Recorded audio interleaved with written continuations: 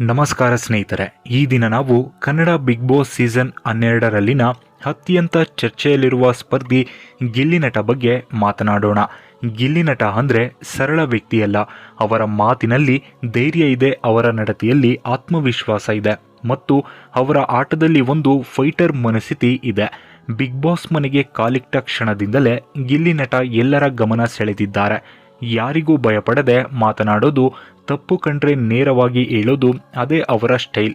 ಕೆಲವರಿಗೆ ಅವರು ಕಠಿಣವಾಗಿ ಕಾಣಬಹುದು, ಆದರೆ ಅವರ ಹೃದಯದಲ್ಲಿ ಒಂದು ನಿಜವಾದತನ ಇದೆ. ಅವರ ಆಟದಲ್ಲಿ ಫೇಕ್ ಇಲ್ಲ, ಡ್ರಾಮಾ ಇಲ್ಲ, ಇರುವುದು ರಿಯಾಲಿಟಿ ಮಾತ್ರ. ಇದಕ್ಕೆ ಕೆಲವರು ಅವರನ್ನು ಇಷ್ಟಪಡ್ತಿದ್ದಾರೆ, ಕೆಲವರು ಅವರನ್ನು ವಿರೋಧಿಸ್ತಿದ್ದಾರೆ. ಆದರೆ ಒಂದು ವಿಷಯ ಖಚಿತ, ಗಿಲ್ಲಿ ನಟ ಇಲ್ಲದೆ ಬಿಗ್ ಬಾಸ್ ಸೀಸನ್ 12 ಅಪೂರ್ಣ. ಗಿಲ್ಲಿ ನಟ ಅಂದರೆ ಸಾಮಾನ್ಯ ಸ್ಪರ್ಧಿಯಲ್ಲ ಸ್ನೇಹಿತರೆ. ಅವರು ಮಾತಾಡೋ ರೀತಿ, ಅವರು ನಿಂತ್ಕೊಳ್ಳೋ ಧೈರ್ಯ, ಅವರು ತೋರಿಸೋ ಆತ್ಮವಿಶ್ವಾಸ ಇವೆಲ್ಲ ನೋಡಿದರೆ ಇವರು ಬಿಗ್ ಬಾಸ್ಗೆ ಸಿದ್ಧ ಮಾಡಿಕೊಂಡು ಬಂದಿದ್ದಾರೆ ಅಂತ ಅನಿಸುತ್ತೆ. ಅವರು ಯಾರ ಮುಂದೆ ಕೂಡ ತಲೆ ಬಾಗಲ್ಲ, ತಪ್ಪು ಕಂಡ್ರೆ ನೇರವಾಗಿ ಹೇಳ್ತಾರೆ, ಮತ್ತು ನಾನು ಹೀಗೇನೆ ಅಂತ ಓಪನ್ ಆಗಿ ಹೇಳೋ ವ್ಯಕ್ತಿ ಗಿಲ್ಲಿ ನಟ. ಬಿಗ್ ಬಾಸ್ ಮನೆಗೆ ಎಂಟ್ರಿ ಕೊಟ್ಟ ದಿನವೇ ಎಲ್ಲರ ಕಣ್ಣು ಇವರ ಮೇಲೆ. ಎಂಟ್ರಿಯಲ್ಲೇ ಒಂದು ಸ್ಟ್ರಾಂಗ್ ಎನರ್ಜಿ, ಒಂದು ಪಾಸಿಟಿವ್ ಆ್ಯಟಿಟ್ಯೂಡ್ ಮತ್ತು ನಾನು ಇಲ್ಲಿ ಆಟ ಆಡೋಕ್ಕೆ ಬಂದಿದ್ದೇನೆ ಅನ್ನೋ ಮನಸ್ಥಿತಿ. ಅದೇ ಕ್ಷಣಕ್ಕೆ ಕೆಲ ಸ್ಪರ್ಧಿಗಳಿಗೆ ಇವರು ಇಷ್ಟ.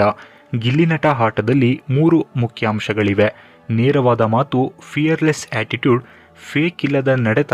ಇವರ ರಾಜಕೀಯ ಆಟ ಆಡೋದಿಲ್ಲ, ಬ್ಯಾಕ್ ಬಿಟ್ಟಿಂಗ್ ಮಾಡೋದಿಲ್ಲ, ಮೂಕದ ಮುಂದೆ ಮಾತಾಡ್ತಾರೆ. ಅದೇ ಕಾರಣಕ್ಕೆ ಕೆಲವರಿಗೆ ಅವರು ರಫ್ ಅಂತ ಕಾಣ್ತಾರೆ, ಆದರೆ ಅವರ ಉದ್ದೇಶ ಯಾವತ್ತೂ ಕ್ಲಿಯರ್. ಬಿಗ್ ಬಾಸ್ ಅಂದರೆ ಫೈಟ್ ಇಲ್ಲದೆ ನಡೆಯುತ್ತಾ ಹೇಳಿ?